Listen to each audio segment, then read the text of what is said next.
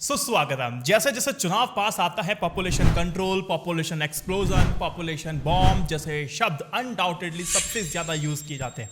सवाल यहां पर यह है, इन शब्दों का कोई मायने रह जाता है क्या? इस पर डिस्कशन करना कोई प्रोडक्टिव है या फिर डिबेट को शिफ्ट या थोड़ा स्लाइटली शिफ्ट करने की आवश्यकता है? देखिए, फिर से पॉपुलेशन कंट्रोल वाला जो शगुफा है वो छोड़ दिया गया है। शगुफा, जी शगुफा। मैं ऐसा क्यों बोल रहा हूं? देखो, बर्थ कंट्रोल वाली जो चिंताएं हैं ना लोगों के अंदर, ये पुराने अरसे से चली आ रही है। ये बहुत पुराना शगुफा है। प्लेटो, अरस्तु से भी ये सिलसिला है, लगातार चला आ रहा है और अब तक चल रहा है। आज मैं इस वीडियो को बना क्यों रहा हूं? क्योंकि खबर आई थी कि अब असम के मुख्यमंत्री हिमंत बिस्वा शर्मा ने कहा कि जल्द ही प्रदेश में 2 चाइल्ड पॉलिसी लागू होगी। जिन लोगों को सरकारी योजनाओं का लाभ लेना होगा, उनके परिवार में 2 से ज्यादा बच्चे नहीं हो सकते। असम के बाद उत्तर प्रदेश से ऐसी भी खबर आ रही है कि वहां पर भी 2 चाइल्ड पॉलिसी वाला सिस्टम होना चाहिए। मेरे हिसाब से पॉपुलेशन कंट्रोल की बात करने के बजाय हमें पॉपुलेशन डेवलपमेंट की बात करनी चाहिए। इसके पीछे मेरे कुछ तर्क हैं, लेकिन जब पॉपुलेशन कंट्रोल की बात को जायज ठहराया जाता है तो आपके दिमाग में एक चीज को छोड़ा जाता है। लगातार व्हाट्सएप के थ्रू और मेन स्ट्रीम मीडिया के थ्रू, स्पोक्स पर्सन के थ्रू एक फियर किस चीज का? बहुसंख्यवाद को अल्पसंख्य हो जाने का, यानी कि जो अल्पसंख्यक हैं वो अब बहुत ज्यादा हो जाएंगे। ये चिंता सताने लगती है। जैसे मैं आपको एग्जांपल दूं, जैसे कि कहा जाता है हमेशा कि मुसलमानों की आबादी जिस तेज रफ्तार से बढ़ रही है, अगर ऐसा चलता रहा तो मुसलमानों की आबादी हिंदुओं से ज्यादा हो जाएगी और वो बहुत जल्द ही सत्ता पर काबिज हो जाएंगे। ये कितना सही है, कितना फर्जी है, इसको हम समझेंगे एक डाटा के थ्रू। देखिए, एस.वाई. कुरैशी जी की किताब है, अगर मौका मिले पढ़िएगा, the population myth, Islam, family planning and politics in India. अब आपको आंकड़ा देता हूं, 1951 में हिंदुओं की जनसंख्या 84% थी, जो 2011 में घट करके 79.8% रह जाती है। वहीं मुसलमानों की जनसंख्या इस दौरान 9.8% से बढ़कर के 14.2% हो गई। अब देखिए, जनसंख्या के हिसाब से 1951 में मुसलमानों के मुकाबले 30 करोड़ हिंदू भारत में ज्यादा थे, जो अब बढ़कर के 80 करोड़ हो गए हैं। आप कुरैशी जी की किताब आगे पढ़ेंगे, उसमें लिखा होता है कि 60 सालों में हिंदुओं की आबादी लगभग 4% घटी है, जो दूसरे धर्मों में जाकर के बढ़ गई है। मुसलमानों में थोड़ा ज्यादा बढ़ी है, लेकिन अगर 60 साल में 4% आबादी अगर बढ़ती रही, उस हिसाब से कैलकुलेशन करेंगे तो 600 साल लगेंगे कुल आबादी का 40% बढ़ने में, और तब जाकर के मुसलमान भारत की आबादी के 50% हो जाएंगे। वो भी तब जब कोई फैमिली प्लानिंग का कोई तरीका नहीं अपनाया जाएगा। यानी कि जो रोज ये डर दिखाया जाता है कि जल्दी ही मुसलमानों की आबादी तेजी से बढ़ रही है और भारत पर कब्जा हो जाएगा, तो ऐसा सवाल पैदा नहीं होता है। ये बात होगी कुरैशी साहब की, ये मैथमेटिकल मॉडल के हिसाब से उन्होंने बताया। लेकिन मैं आपको बताता हूं कुछ आंकड़ों के थ्रू और इनसाइट देकर के। देखो दोस्तों, बात यहां पर यह है, हमें फर्टिलिटी रेट को देखना अब शुरू करना होगा। फर्टिलिटी रेट कहूं या फिर रिप्लेसमेंट फर्टिलिटी लेवल मैं कहूं, दोनों का मतलब यह है कि एक महिला अपने पूरे जीवन में कितने बच्चों को जन्म देती है, उसको कहते हैं फर्टिलिटी रेट। फर्टिलिटी रेट को देखने के बाद आपको अंदाजा हो जाएगा कैसे फैमिलीज के अंदर जागरूकता आई है और वो फैमिली प्लानिंग करने पर ज्यादा जोर दे रहे हैं। 1991 और 2001 से 2001-2011 तक अगर पूरे सफर को देखेंगे तो आंकड़ा साफ तौर पे बता रहा है कि 2011 सेंसस में जो पॉपुलेशन ग्रोथ थी वो 39% तक डिक्लाइन हुई है, कमी देखने को मिली है। एक आइडल फर्टिलिटी रेट है 2.1 और इंडिया का कितना है? 2.02। यूनाइटेड नेशंस पॉपुलेशन फंड का साफ तौर पे कहना है कि 2031 तक इंडिया का फर्टिलिटी रेट 2 से नीचे चला जाएगा। Well and good. Late 90s तक माना जा सकता है कि मुस्लिम कम्युनिटी का फर्टिलिटी रेट हिंदू की कम्युनिटी से बहुत ज्यादा था, लेकिन 2000 के बाद हमने कहा कि फर्टिलिटी रेट हिंदू का और मुस्लिम का लगभग समानांतर होता गया, और या फिर मैं यूं कहूं तो ज्यादा अंतर नहीं रह गया। यानी कि फैमिली प्लानिंग को लेकर के चेतनाएं लोगों के अंदर जागना शुरू हो गई। आप देखेगा, जिन प्रदेशों ने लड़कियों की पढ़ाई लिखाई, महिला सशक्तिकरण, दूसरे योजनाओं पर ज्यादा ध्यान दिया है, वहां पर फर्टिलिटी रेट कम रहे हैं। केरल, यहां पर कोई भी 2 चाइल्ड पॉलिसी नहीं है। केरल ने अपना रिप्लेसमेंट रेट 2.1 तक लेकर आ गया है। रिप्लेसमेंट रेशियो 2.1 का मतलब होता है कि 2 बच्चे पैदा करने से पीढ़ी दर पीढ़ी वंश चलता रहेगा। 0.1 इसलिए इस्तेमाल किया जाता है क्योंकि कभी कभी बच्चों की जो छोटे बच्चे होते हैं उनकी कम उम्र में ही मौत हो जाती है, तो 0.1 का इस्तेमाल इस तरह से समझा जाना चाहिए। स्टडीज़ लगातार ये बता रही हैं कि जो पॉपुलेशन का जो ब्लास्ट है, जो ज़्यादा पॉपुलेशन बढ़ेगी वो आपकी बिहार में, झारखंड में, मध्य प्रदेश में, राजस्थान में, उत्तर प्रदेश में, यहाँ पर भयावह स्थिति हो सकती है। देश में एक पहलू यह भी है कि दक्षिण राज्यों ने अधिक विकास और समता हासिल करते हुए जनसंख्या नियंत्रण की जो दर है उसको कम करने में सफल रहा है, जबकि दुनिया के सबसे अधिक गरीबों की आबादी यानी जो हिंदी पट्टी में आपको देखने को मिलती है उन राज्यों में, वो पीछे रह गया है। अगर मैं पूरा क्रक्स अगर आपको मैं बताऊं, इसका सिर्फ यही है, जहां पढ़ाई कम वहां जनसंख्या ज्यादा, पढ़ाई ज्यादा और जनसंख्या वहां कम। ये क्रक्स ऑफ द पॉइंट इस एनालिसिस के इस पार्ट का हो चुका है। लेकिन 2 चाइल्ड पॉलिसी की मैं बात कर लेता हूं। 2 चाइल्ड पॉलिसी की बात कर लेते हैं, इससे नुकसान और फायदा किसको और कैसे होगा। मैं आपको बता देना चाहता हूं कि एक पर्सपेक्टिव की बातें हैं। 2 चाइल्ड पॉलिसी में एक महिला ऑब्जेक्ट बन जाएगी। एग्जांपल मैं आपको देता हूं, इंडियन वीमेन क्रिकेट टीम की ओपनर हैं स्मृति मंदाना। उनका फोटो सोशल मीडिया पे वायरल हुआ था। उन्हें बॉलीवुड की एक्ट्रेस के साथ कंपेयर किया जाने लगा। गलत तो उसमें कुछ था नहीं, लेकिन जिस तरीके से कंपेयर किया जा रहा था वो काफी गलत था।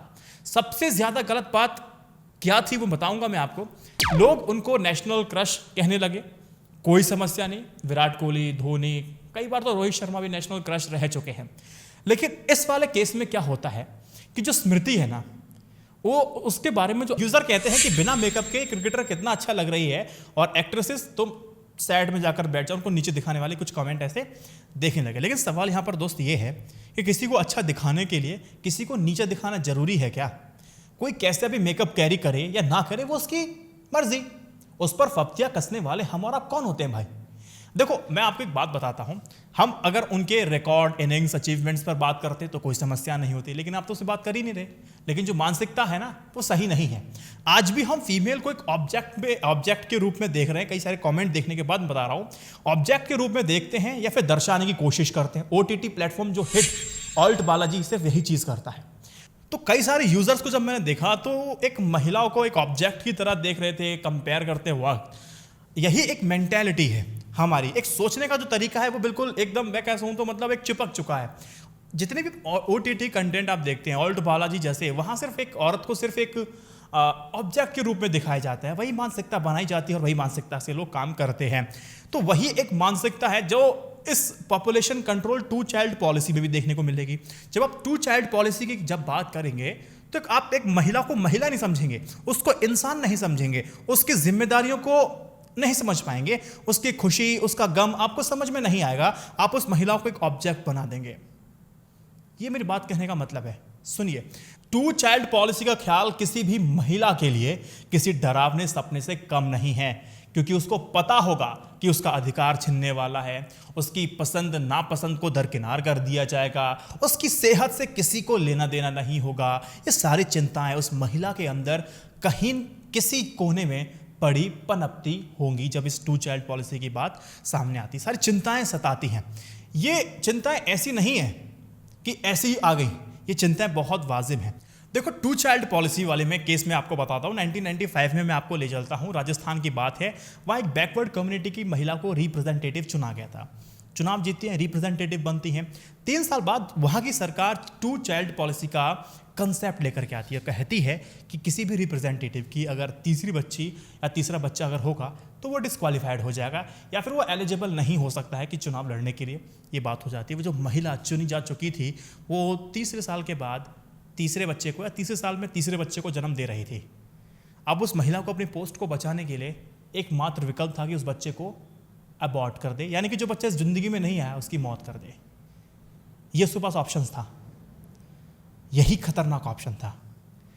ये इकोनॉमिक पॉलिटिकल वीकली में IAS ऑफिसर निर्मला जी ने इस बात को लिखा है, तो मैं बता रहा हूं। तो उस महिला ने लगातार 3 बार अबॉर्ट कराया था, 3 बार अबॉर्ट कराया था, लेकिन बाद में वो डिस्क्वालीफाई हो गई थी। तो अब देखिए कि कहां जाकर का इसका असर पड़ता है। जो बेचारा बच्चा इस दुनिया में नहीं आया उसको मार दिया। वही चीज़ है ना, जो बच्चा दुनिया में नहीं है आपने उसको गर्भाशय में मार दिया, लेकिन वो मर्डर नहीं कहलाता है। तो एक केस ये भी थी। लेकिन जब 2 चाइल्ड पॉलिसी वाली खेल चलेगा, जब 2 चाइल्ड पॉलिसी की बात चलेगी दोस्तों, तो वहां पर आप ना सेलेक्ट करना शुरू करेंगे कि मुझे सिर्फ लड़का ही लड़का चाहिए। आज भी टिपिकल इंडियन के, इनफैक्ट मैं कहूं तो मोर देन 90%, मैं तो कहता हूं कि 10% भी वो छूट जाएंगे, थोड़ा दिखावे के चक्कर में नहीं कहते हैं, तो 90% से ज्यादा आज भी सोच यही है कि मेरे घर में जो मेरे कुल का चिराग हो वो एक लड़का हो सकता है, एक लड़की नहीं हो सकती है। तो यहाँ पे सेक्स सिलेक्शन वाली बात सामने आएगी, मुझे लड़का चाहिए, मुझे लड़की नहीं चाहिए। अब इस केस में तो क्या हो सकता है, जरूरी तो है नहीं कि आपका पहला चाइल्ड, दूसरा चाइल्ड, तीसरा चाइल्ड आपका लड़का हो। अबॉर्शन बहुत ज़्यादा होंगे, मदर पे बहुत ज़्यादा प्रेशर होगा, बहुत कुछ झेलना पड़ेगा, ज़्यादा ये टोटका टोने वगैरह बहुत ज़्यादा होंगे, तमाम तरह की चीज़ें होंगी। झेलना किसको पड़ेगा, झेलना उस महिला को पड़ेगा। उसके पास अधिकार तो है ही नहीं मना करने का, वो मना कैसे कर सकती है, क्योंकि उस पर तो हक उसके परिवार, उसके पति का हो गया है। अब वो जैसा कहेगा वैसा वो महिला करेगी। अब उस औरत की मनोदशा, उस मानसिकता को आप सोचिए कि उस पर क्या गुजरेगी। अब सोचिए जब लड़के लड़के पैदा होंगे तो लड़कियां पैदा अगर नहीं होंगी तो आप देखिए सेक्स रेशियो जो होगा वो गड़बड़ाने लगेगा, उम्र दराज लड़के ज्यादा हो जाएंगे। हरियाणा में तो लड़कियां नहीं मिलती हैं, वहां तो लड़कों को लड़कियां नहीं मिलती हैं। तो ये समस्या पूरे देश भर में हो जाएगी अगर पूरे देश भर में 2 चाइल्ड पॉलिसी वाला कंसेप्ट अगर ये लोग लेकर के आएंगे। सबसे बड़ी समस्या ये है, हम देखो चीन को पहले 1 चाइल्ड पॉलिसी, वो 2 चाइल्ड पॉलिसी, अब 10 दिन पहले वो खबर आई है कि वो 3 चाइल्ड पॉलिसी पे काम कर रहा है। कुछ भारत को वहां से सीखना चाहिए। भारत को क्या करना चाहिए कि इसके लिए बांग्लादेश से सीखने की जरूरत है, जो मुस्लिम देश होते हुए भी जनसंख्या के मामले में भारत से बेहतर कर रहा है। वहां परिवार नियोजन के तरीके का इस्तेमाल किया जा रहा है, लड़कियों की पढ़ाई पर ध्यान दिया जा रहा है और कामकाज में महिलाओं की भागीदारी भी बढ़ रही है। लेकिन दोस्तों मैं आपको एक बात बताता हूं कि महिलाओं की कई बार वर्क फोर्स हम देखते हैं, ऑफिस में मेल एंगेजमेंट ज़्यादा रहता है, महिलाएं अमूमन बहुत कम रहती हैं ऑफिस के अंदर। सबसे बड़ी दिक्कत है, सबसे बड़ी प्रॉब्लम महिलाओं के साथ होती है मैटरनिटी लीव की। उसकी वजह से वो महिला ऑफिस ज्वाइन नहीं करती हैं। एक मुझे महाराष्ट्र का एक केस याद आ रहा है, मैंने पढ़ा था कहीं पर, एक ने ब्लॉग में लिखा है कि महाराष्ट्र में कहीं औरत कामगारों को काम करने के लिए, रखने के लिए गर्भाशय निकालने की शर्त रखी गई थी। ये तक हाल हो जाता है तो आप सोचिए कि किस मनोदशा से ये सब गुजरना पड़ता है। द इकोनॉमिक सर्वे 2018 साफ तौर पे बताता है कि जो लोगों की चाहत है मेल चाइल्ड की बहुत ज़्यादा है और उसी चाहत की वजह से 21 मिलियन अनवांटेड गर्ल्स को जन्म दिया जा चुका है। तो देखिए एक महिला के ऊपर उसकी मेंटल और फिजिकल हेल्थ पर कितना बर्डन है। जब मैंने बोला था ना कि 2 चाइल्ड पॉलिसी सुनने के बाद महिलाओं की जो राइट्स हैं वो बिल्कुल एकदम से ख़त्म हो जाती है, जो उनकी चिंता है वो वाजिब हैं, वो यही एक कारण है। तो मैंने बात की थी पर्सनैलिटी, मैंने बात की थी पॉपुलेशन कंट्रोल की जगह पॉपुलेशन डेवलपमेंट की बात करनी है। कंट्रोल की बात इसलिए करना जरूरी है, इसका मतलब ये नहीं है कि आप उस डेवलपमेंट वाले एरा को छोड़ दीजिए। हमने देखा है कि फर्टिलिटी रेट लगातार गिरता जा रहा है, लोगों के अंदर फैमिली प्लानिंग की जो बात है वो लगातार शुरू हो चुकी है। इसके कई सारे कारण हैं, शिक्षा बढ़ चुकी है, या तो गरीबी बहुत ज़्यादा बढ़ गई है और शिक्षा भी लोगों की बढ़ी है। तो कुछ एक पहलुओं के साथ हमने देखा है कि हाँ जो फर्टिलिटी रेट है वो गिरता जा रहा है, ये अच्छी बात है। और कैंपेन करने की इसलिए भी आवश्यकता है कि वो अगर थोड़ा सा पैसा बढ़ा नहीं फिर जनसंख्या ब्लास्ट भी हो सकता है। तो कैंपेनिंग करने की और शिक्षा बढ़ाने की आवश्यकता है। जिन प्रदेशों में अच्छी खासी शिक्षा है वहाँ पर देखा है फर्टिलिटी रेट कम हुआ है। केरल की बात है, चार्ट आपने देखा लगातार, मैंने आपको दिखाया। दूसरा डेवलपमेंट की बात इसलिए कर रहा हूँ कि हमें आज भी जो इस धरती पर जो बच्चे पैदा हो चुके हैं, जो मनुष्य इस धरती पर रह चुके हैं, आ चुके हैं, अब उनके बारे में चिंता करने की आवश्यकता है। मैं आपको बता दूं कि माल न्यूट्रिशन से न जाने कितने बच्चे, बेचारे मासूम बच्चे अपंग हो जाते हैं, किसी काम के नहीं रहते हैं, और मैं कहूँ और अर्ली एजेस में मर भी जाते हैं। तो सरकार को कोशिश करनी है कि माल न्यूट्रिशन के केसेस थोड़े से कम हो, हेल्थ इंफ्रास्ट्रक्चर पे सरकार थोड़ा सा काम करे और साथ ही साथ मेडिकल एक्सपेंसेस को थोड़ा सा देख करके चले। क्योंकि मेरे आप एक वीडियो अगर आप देखेंगे आयुष्मान भारत पर कि कैसे आयुष्मान भारत की पॉलिसी के साथ जो हेल्थ इंश्योरेंस गरीबों को दिया गया था, अच्छा प्रयास था, लेकिन वहाँ पर जब मैंने बताया आपको कि उसका वास्तविक लाभ नहीं मिल रहा, तो वो सारी चीज़ देखी जाए। पॉपुलेशन डेवलपमेंट की बात होनी चाहिए, बेड, हॉस्पिटल्स, डॉक्टर, इन सब पे आप ध्यान देना जरूरी हो जाता है। पॉपुलेशन कंट्रोल पे ध्यान दीजिए, जरूरी है, लेकिन पॉपुलेशन डेवलपमेंट पे अब ज़्यादा बात होनी चाहिए बजाय पॉपुलेशन कंट्रोल के। मुझे उम्मीद है कि आपको वीडियो पसंद आया होगा। ANI न्यूज़ इंडिया की जर्नलिज्म को सपोर्ट करने के लिए यूट्यूब और पेटीएम मेंबरशिप ले सकते हैं।